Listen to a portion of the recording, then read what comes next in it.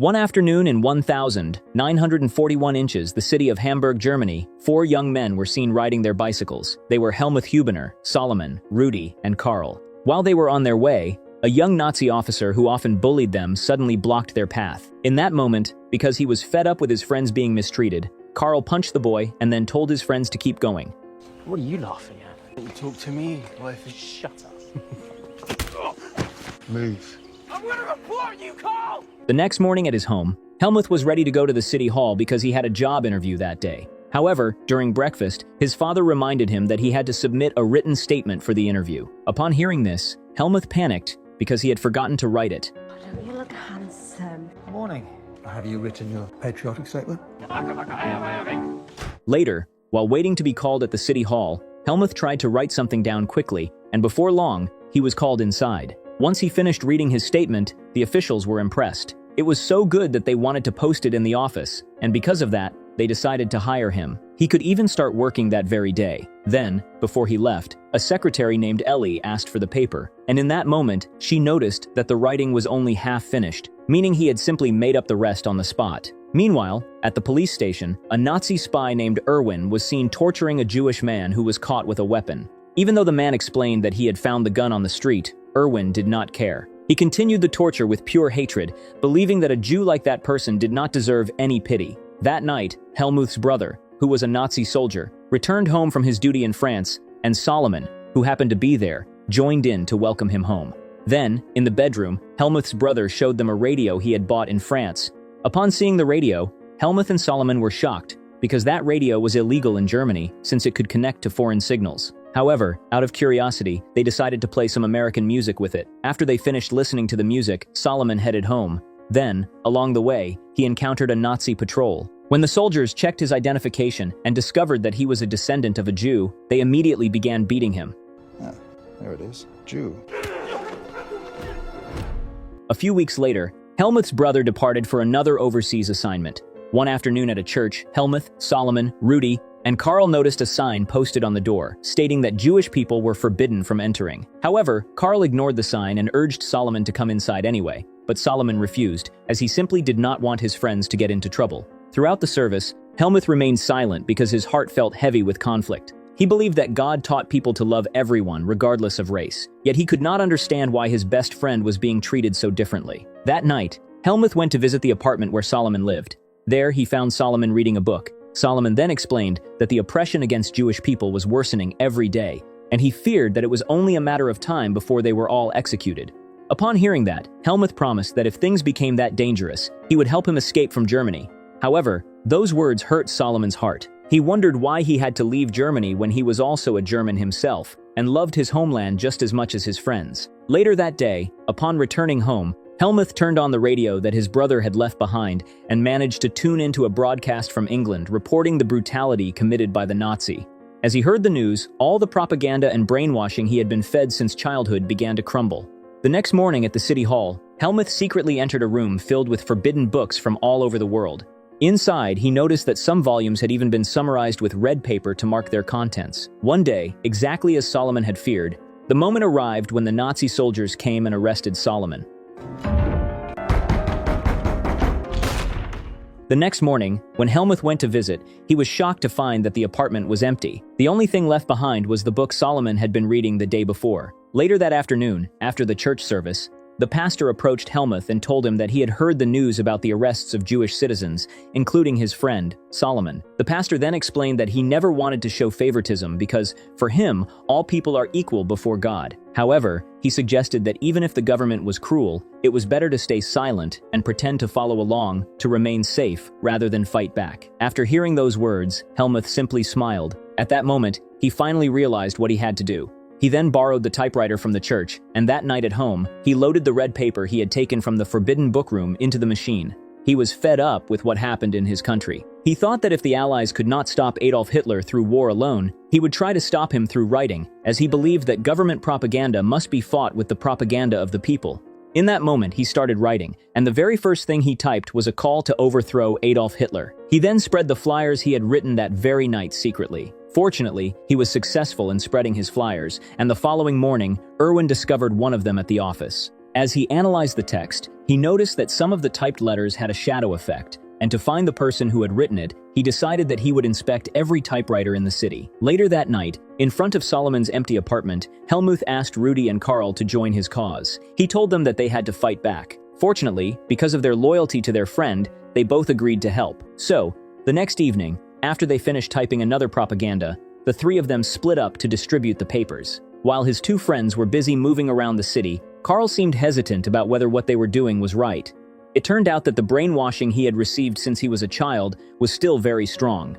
Then, while he was out on the street, he ran into the Nazi officer who used to bully them, and the soldier had brought his friends along to get revenge. Upon seeing Carl, they immediately surrounded him and began to beat him.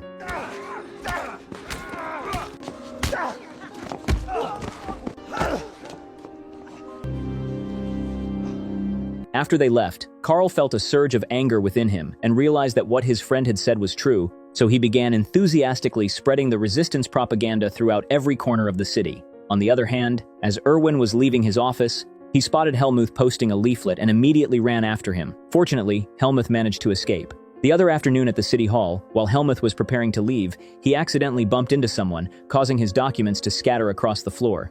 Ellie and two other staff members then stopped to help him. Then, when Ellie found a piece of the red paper and gave it to Helmuth, he panicked, so he quickly tore it up and flushed it down the toilet to get rid of it. Later, upon returning home, Helmuth discovered that his father had found his brother's radio. His father was furious and struck him while expressing deep disappointment. He then kicked Helmuth out of the house, fearing that if the authorities found out, the mother would be dragged into trouble as well. In that moment, Helmuth accepted his situation and moved into his grandmother's house that same day. The next day at the office, Ellie informed Helmuth that she knew what he had been doing, but instead of being angry, she actually supported him and warned him to be more careful. That night, while Erwin was putting his daughter to sleep, the sirens to signal an attack by the Allied forces went off, so he rushed his family to a shelter, but he was too late, as the shelter was suddenly destroyed by a bomb. Several people died in the blast, including his daughter. Despite the chaos, Helmuth continued to write even more propaganda, even using much larger sheets of paper, and once they were finished, he would distribute them by throwing them from the rooftops. A few days later, Erwin, who was still grieving, often daydreamed while he worked, and when his colleagues tried to talk to him, he remained silent. He couldn't bring himself to think straight, and in that state, he began to feel that the words written on the propaganda flyers were actually the truth. However, for some reason, he still refused to accept it, because, in his mind, Adolf Hitler could never be wrong. That night at home, after putting his son to bed, Erwin saw his wife sitting alone at the dining table. Both of them were still struggling to accept the fact that their daughter was gone. During that moment, Erwin then shared a story from his college days about a very kind professor who had taught him many life lessons. However, one day, his friend informed him that his girlfriend was having an affair with that professor. He felt deeply hurt upon knowing that, but for some reason he could not bring himself to be angry with the man he admired so much. So, he instead took his anger out on his friend, who told him the truth. After hearing this, his wife was confused about why he would hate the person who delivered the truth. Erwin was also confused by his own logic. He realized that perhaps deep admiration and fanaticism for a leader can make a person's heart go blind. The next morning at the office, Helmuth placed a love letter on Ellie's desk, and later that afternoon, Ellie met with him and explained that she did not like exchanging letters. She told him to tell her straight and that if he liked her, he should just say it. Upon hearing that, Helmuth finally gathered his courage and asked her on a date to the opera that night. She happily agreed to go. That night, while they were watching the opera, Ellie was the one who moved closer to Helmuth first, and it revealed that she also had a crush on him. The next day at the office, Erwin's colleague showed him a piece of red paper found among the forbidden books at the city hall. Many of the sentences were exactly the same as those written on the propaganda leaflets. Then, armed with that information, Erwin and his team rushed to the city hall to investigate. At first, he was suspicious of a staff member who held the keys to the archive room. However, once that worker explained that Helmuth often borrowed the keys, Erwin immediately went after him. Unfortunately, despite trying to escape, Helmuth was eventually caught. At the police station, Helmuth had his hair shaved off. After that, Erwin questioned him about who had actually written the propaganda. Erwin found it hard to believe that a 17-year-old like Helmuth could write something so organized and sophisticated as those flyers he had found. However, even though Helmuth confessed that he was the author, Erwin remained skeptical until his colleague brought in the typewriter that they seized from Helmuth's grandmother's house. After testing the machine, Erwin saw for himself that the letters matched the shadow effect on the flyers perfectly. He was shocked, but he also felt a secret sense of admiration. It was hard to believe that someone so young had the courage to oppose Adolf Hitler, the most feared leader in the world. The next day, in the underground prison, Erwin, who usually interrogated prisoners with extreme violence, sat in silence in front of Helmuth. He actually wanted to strike him, but he felt that there was no point. In his eyes, Helmuth was just an honest boy who tried to spread the truth. Then, without asking a single question, Erwin simply left from there. The next morning, Erwin returned to question Helmuth again. He believed that Helmuth could not have distributed so many flyers across the city in such a short time without help, and he wanted the names of those who had helped him. However, since Helmuth refused to talk, Erwin was forced to use torture. He repeatedly asked who was with him, but Helmuth only replied that he worked alone. This made Erwin frustrated because he actually did not want to hurt Helmuth. He kept asking him to stop fighting back and just tell him the truth. Finally, Erwin ordered his team to bring in Ellie. He then revealed that after searching the city hall, they had found Helmuth's love letter. After that, he warned Helmuth that Ellie had already been arrested and that his family and loved ones would be next if Helmuth stayed quiet. Terrified by the threat and feeling a sharp pain in his heart, Helmuth eventually gave up the names of his two friends. After the interrogation was finished, Erwin went to another room to calm himself down. He felt a deep dilemma because he had to fulfill his duties, yet he realized that more and more German youths would become victims as time went on. On the other hand, that same day, Rudy and Karl were arrested. The next morning, because he had been honest, Helmuth was allowed to see his mother. At that moment, he immediately asked her if she had heard any news about his friends. But sadly, she replied that no Nazi prisoner ever has good news, because they are all being tortured. Upon hearing this, Helmuth could only regret what he had brought his friends into. 6 months had passed since Helmuth was imprisoned. That day, he was having a meeting with a lawyer who urged him to lie. The lawyer suggested that at his trial the next day, he should claim that Karl had forced him to do it. The lawyer explained that since Karl was older, he believed that the judge would be convinced by the story and give Helmuth a lighter sentence. Long story short, on the 11th of August 1942, the trial finally began. After being locked away in separate cells for months, Helmuth, Rudy, and Karl were finally reunited. Erwin then informed the judge that Helmuth was the mastermind behind the propaganda. However, the judge couldn't believe it. He was much more suspicious of Karl since he was the oldest and had a history of causing trouble. When the judge questioned Helmuth, Helmuth did not follow his lawyer's advice. Instead of lying, he bravely admitted that he was the one who wrote the messages to oppose Adolf Hitler. He even continued to speak out, exposing all the truths that Adolf Hitler had been hiding from the public. Although the guards ordered him to be silent, his words made everyone in the courtroom, including the judge, start to rethink their loyalty.